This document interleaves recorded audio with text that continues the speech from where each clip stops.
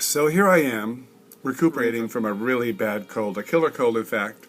So that may be why I sound a little stuffy. So I'm having tea, some Prince of Wales tea by Twinings, because that's something I like to drink when I'm getting over a cold. I put the cocktails away. And speaking of a cold, reminds me of a story of when I was last in London with my best friend. We went for a walk one afternoon to through London on our way to Oxford Street. We stumbled upon the Dorchester Hotel, and anybody who's an Elizabeth Taylor fan will know the significance of the Dorchester. Specifically, that's where she nearly died of pneumonia while making Cleopatra. And the oddest thing happened when we walked up to that hotel. I instantly got a cold and was sick for the rest of the trip. So catching that cold on the spot in front of the Dorchester Hotel made me think that Elizabeth Taylor had a really, really bad cold if 47 years later the germs were hanging around waiting for me. So stay tuned. I'm going to tell you another story that's related to Elizabeth Taylor and Cleopatra, and I'm going to show you some more haul. I got more things after Christmas. I think I got more after Christmas than before, so stay tuned.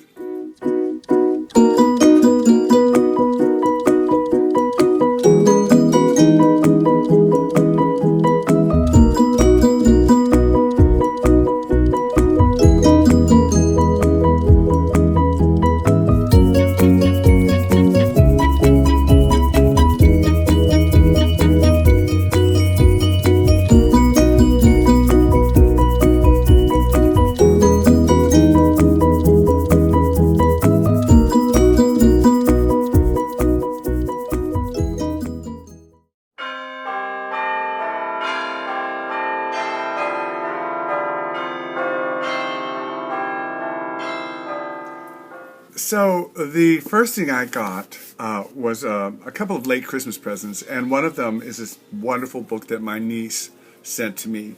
And it's a book I've been wanting to read for a really long time, and it's called Beautiful Ruins, and it's by Jess Walter. This was on the New York Times bestseller list and had so many wonderful reviews. Esquire called it the Book of the Year, notable Book of the Year by the New York Times, and one of the year's best books. It is the story of a young actress. From what I understand, I haven't read it yet. I've only read the first chapter, and I'm really enjoying it. I'm so anxious to get into it. But from what I understand, it's a story of this actress who's in Italy in 1962 when they were filming Cleopatra, and she's actually working on the film Cleopatra as an extra. And she has interactions with the stars, and a lot of other interesting and exciting things happen. So I'll let you know how this turns out, but I'm so thrilled to have this book. This is going to be a lot of fun to read. So then I went to see a friend who is quite an expert on perfumes and just a really dear, wonderful person. And he had two presents for me that completely surprised me. One of them was in this wonderful bag. And what he gave me was this incredible, wonderful bottle of Ubigant's Cologne Intense. Isn't that amazingly beautiful bottle? Just gorgeous.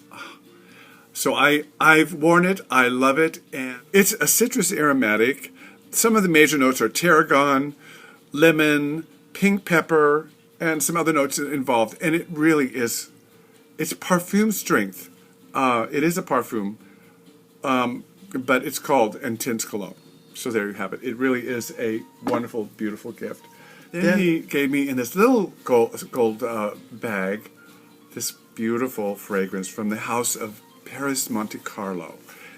And it is Ylang Ylang Nosy Bee. It really is look at that gorgeous bottle. And it's golden and beautiful. Now, its major note is Ylang Ylang. It also has damask rose and vanilla, cedar, vetiver, just a whole bunch of wonderful notes, and it is quite exquisite. So I was really thrilled. We went to lunch and had just a great time, and it was so generous, really generous to receive this wonderful gift from him.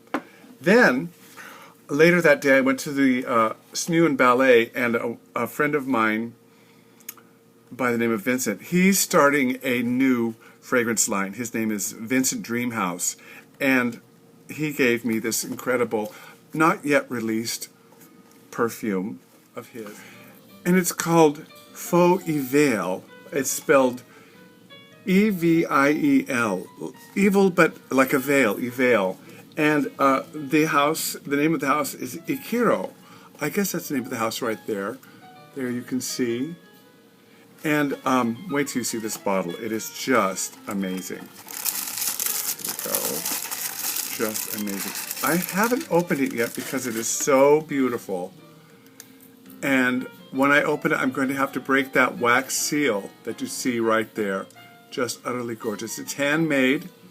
He made the complete, he's such an artist, he made the complete little kind of corset that goes around the bottle. And also with it came a book. And it's When a Sleepwalker Dreams, Volume 2. It's hard to see in this light, but he took all of the photographs that are inside himself. They're very hard to see because it's so dark. But there you can kind of see. Yeah, there we go. He's quite an artist, and not yet launched, but will be launching soon.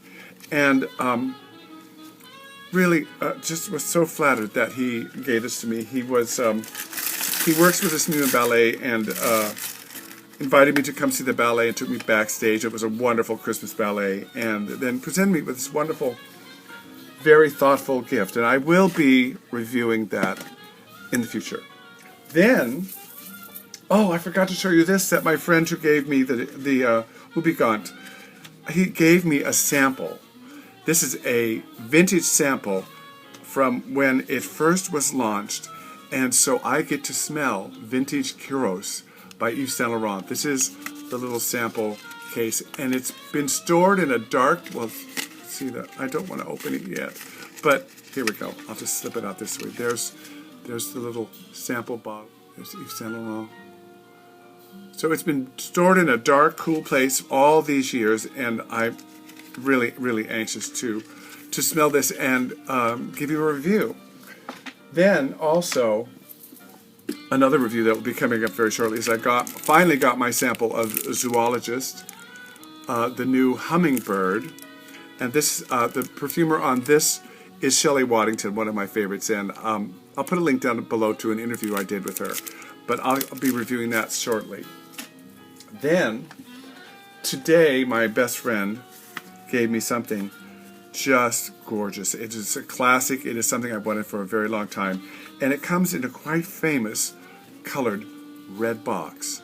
Now, jewelry aficionados will know that the blue box is definitely Tiffany's, but the red box stands for Cartier, the jewelry house in Paris that is quite famous for their jewels, some of which were owned by Elizabeth Taylor, including the huge Cartier Burton diamond, which was like 69 carats. But this, of course, is the incredible Santos. Santos by Cartier. Santos de Cartier by Cartier. And we smelled it today. I've smelled it before, but we smelled it today when it came and opened it and smelled it. And it is just so beautiful. So Santos de Cartier is an oriental woody, and there are so many wonderful notes in it, but the predominant notes are black pepper and sandalwood, lavender, coconut, amber, geranium, woods of all kinds. It's just really a gorgeous, gorgeous scent. So definitely I'm going to be doing a review on this very shortly. Just love the bottle. It is heavy, and it feels like a gun. It feels like metal. I guess you'd call that, well, it's gunmetal. There you go. And then finally, something that I've been working on getting for a very long time, a little present for myself, and something I've been bidding on for a very, very long time, for about 6 months. And finally, I won the bid, and I will be opening this for you in a future video. We'll have a review and everything, but it's something wonderful from Chanel in this wonderful box. And some of my Luxe friends will know what's inside. So stay tuned for that. Anyway, this is Lanier Smith from Sense Memory saying, remember, wear what you love and not what they say you should like. And I'll talk to you soon. Bye-bye.